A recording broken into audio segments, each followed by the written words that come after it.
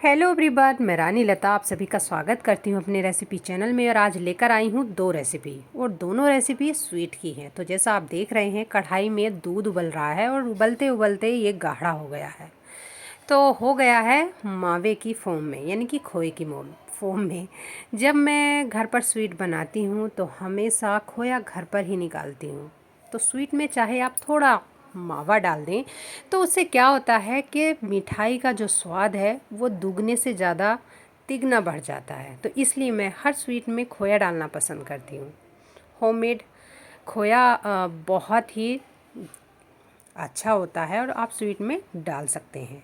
तो स्वीट बनाने के लिए आगे का प्रोसेस करते हैं। लो फ्लेम पर रखा है एक पैन, उसमें डाल दिया है 1 चम्मच घी, और घी में मैं ले रही हूँ ये मखाने। मखानों को हमें इतना भूनना है जिससे कि वे अच्छे से क्रिस्पी हो जाएं। तो मखाने हमारे भुनकर तैयार हो गए हैं। अब मैं यहाँ पर डाल रही हूँ इस गरम पैन में आधा चम्मच घी डाल करके अखरोट को हल्का सा भूनना है जिससे कि उनके कच्चेपन की खुशबू चली जाए। फिर हमें किशमिश डालनी है, और ये मेरे पास एक सूखा नारियल था जिसको मैंने बारीक कर लिया है मिक्सी के जार में डाल करके। तो इस पाउडर को भी हमें भूनना है, यानी कि जो बारीक हुआ सूखा नारियल है उसको भी हमें भूनना है लो फ्लेम पर। तो हमें इन सभी को इतना भूनना है जिससे कि इनका कच्चेपन की खुशबू ना आए, और फिर ये सभी को हमें ठंडा करना है एक बड़ी सी प्लेट में करके। तो मखाने और ये सभी चीज़ें ठंडी होने के लिए मैंने एक साइड रख दी हैं। अब मैं फिर से लो फ्लेम पर ये कढ़ाई रख रही हूँ जिसमें मैंने खोया निकाला है। उसमें डाल रही हूँ 1 kg चीनी, और चीनी में मैं डाल रही हूँ 1 कप पानी।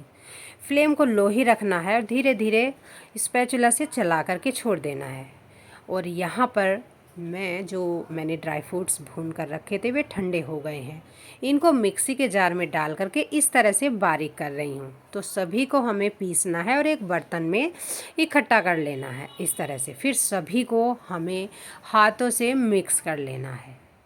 तो ड्राई फ्रूट्स जो है ये सभी अच्छे से मेरे पीस कर तैयार हो गए हैं। अब मैं देख रही हूँ कि जो मैंने लो फ्लेम पर कढ़ाई में चीनी पकने रखी है तो वो कितनी घुलकर तैयार हुई है। तो अभी थोड़ा जो है चीनी अभी नहीं घुली है, तो अब मैं यहाँ पर डाल रही हूँ लो फ्लेम पर ही। इस चीनी को पकाते जाएंगे तो चीनी आधा से ज़्यादा पिघल कर तैयार हो गई है। तो मैंने एक बड़ा चम्मच देसी घी डाला है इसमें। देसी घी इसलिए डालना है जिससे कि हमारी जो बर्फ़ी है वो बहुत ही सॉफ्ट बने, टेस्टी भी बने। तो सॉफ्टनेस के लिए हमें घी डालना है। उसके बाद जो मैंने खोया निकाल के रखा है, अब मैं उस खोए को डाल रही हूँ। फ्लेम को लो ही रखना है। धीरे धीरे मावे को हमें इस चीनी में मिक्स करना है, बिल्कुल भी लम्स गुड़ी ना रहे। तो मैं यहाँ पर लो फ्लेम पर धीरे धीरे स्पैचुला से चला रही हूँ, और आप देख रहे हैं चीनी मावा अच्छे से मिक्स हो गए हैं। और अब मैं यहाँ पर डाल रही हूँ ड्राई फ्रूट्स, बारीक जो पिसे हुए थे उनको। तो इस तरह से मैंने फ्लेम को बंद कर दिया है, और फ्लेम को बंद करने के बाद ये मैंने ड्राई फ्रूट्स पाउडर डाला है, और जो ये बचा हुआ है ये मैं नेक्स्ट रेसिपी में मिक्स करूँगी। तो यहाँ पर हमें स्पैचुला से धीरे धीरे चलाना है और अच्छे से मिक्स करना है। फ्लेम को हमें बंद कर देना है जब हमें ये ड्राई फ्रूट्स मिक्स करना है। तो ये जो है मिक्सचर जो तैयार हुआ है लो फ्लेम पर हुआ है।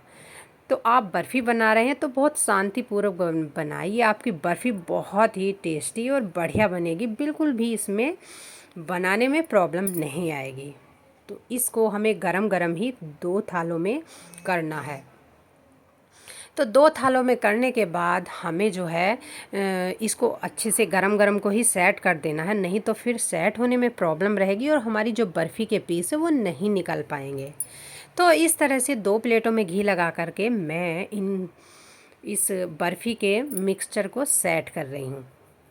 तो इस तरह से हमारा जो है ये बर्फ़ी का जो मिक्सचर है सेट हो गया है। अब मैंने इसको पंखे के नीचे ठंडा होने के लिए रख दिया है। तो थोड़ा ठंडा हुआ था तो फिर मैंने गरम में ही चाकू की मदद से इसके बर्फ़ी के जो निशान है वो लगाने शुरू किए, क्योंकि हमें स्टार्टिंग में ही निशान लगा देने चाहिए। फिर क्या होता है कि बाद में टाइट हो जाती है और फिर जो है निशान लगने में प्रॉब्लम होती है। तो जब गरम गरम रहे तभी हमें चाकू की मदद से निशान लगा देना चाहिए।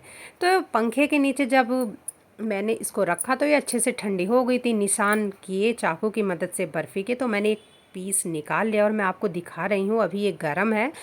तो इतनी सॉफ्ट बनी है ये, इतनी टेस्टी बनी है कि आप इसको बनाकर तैयार कर सकते हैं किसी भी व्रत में, किसी त्यौहार पर, किसी फंक्शन पर। और आप अगर कहीं बाहर जा रहे हैं, आपको किसी को मीठा देना है, तो आप इस बर्फ़ी को बनाकर तैयार कर सकते हैं। हेल्दी है, टेस्टी है और एनर्जी फुल है। तो इतनी इजीली हमारी ये ड्राई फ्रूट्स मावा बर्फ़ी बनकर तैयार हो गई है। इसमें बिल्कुल भी टाइम नहीं लगता, मतलब थोड़ा बहुत टाइम तो लगेगा ही जब आप बनाओगे, लेकिन ये इजीली बन जाती है। बिगनर्स के लिए भी बहुत इजी बन जाती है। और आप देख रहे हैं इस बर्फ़ी के इजीली पीस निकल रहे हैं। तो मैंने इस तरह से ये ड्राई फ्रूट्स बर्फ़ी बनाकर तैयार की है। आप सब भी इसको बनाकर तैयार कर सकते हैं। और फिर मैंने एक मिठाई के डिब्बे में इनको सेट कर दिया है। तो अगर आपको मेरी ये बर्फ़ी की रेसिपी अच्छी लगती है तो कमेंट, लाइक, शेयर, सब्सक्राइब और अपने दोस्तों, फैमिली, रिश्तेदारों के साथ शेयर करना ना भूलें। तो प्लीज़ सपोर्ट बनाएं, सब्सक्राइब कीजिए। और आप बताइए कि आपको किस तरह की स्वीट देखना पसंद है, खाना पसंद है। आप कमेंट बॉक्स में लिखिए, मैं नेक्स्ट रेसिपी आप ही की पसंद शेयर और अपलोड करूँगी। तो अब मैं बनाने जा रही हूँ नेक्स्ट रेसिपी। तो नेक्स्ट रेसिपी में है ड्राई फ्रूट्स मावा यानी कि खोया बेसन लड्डू। तो मैंने यहाँ पर 2 कप बेसन ले रही हूँ। 2 कप बेसन में 1 कप घी।